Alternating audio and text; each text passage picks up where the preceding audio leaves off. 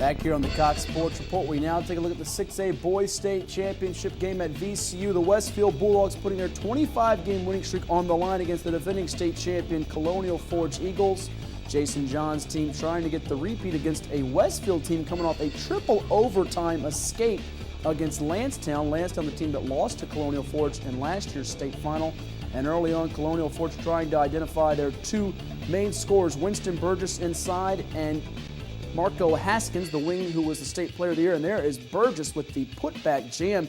He would be active in the early going, 4 points right out of the gate, but would not score the rest of the half for Colonial Forge as Westfield would keep him in check. As you see right there, the Bulldogs getting a jumper on the wing from Patrick Lawless, and then a three-point shot is money by Jacob Williams, giving Doug Yule's team a 1-point lead midway through the opening period. There is Marco Haskins hitting the three-pointer, the 6'4" shooting guard, one of the best in all of Virginia. And there is Clarence Miles coming off the bench to give Colonial Forge a lift and a lead of 4 there as we tick under a minute to go in the first quarter. Then Carrion Eaton with the great body control underneath scoring there, as Eaton has been money all year long from the foul line, including 11 of 11 in the region semis against Oscar Smith. And then a three-pointer at the horn by Miles, as you see right there. Colonial Forge getting those huge makes from one of their subs, up 12 in the second quarter when Tyler Scanlon, the 6'6" forward and 2 sports standout for Westfield, gets it going, and he would be a key in the second half for the Bulldogs. As you see, he's got the range and the face-up game.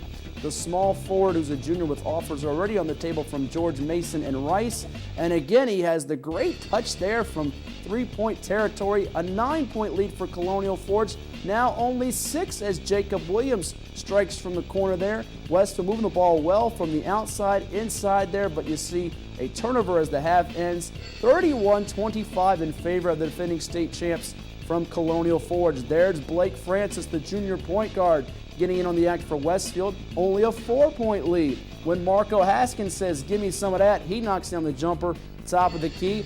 Colonial Forge starting to unravel a little bit as Westfield taking advantage here, trimming it to a 1-point lead as Scanlon gets the layup.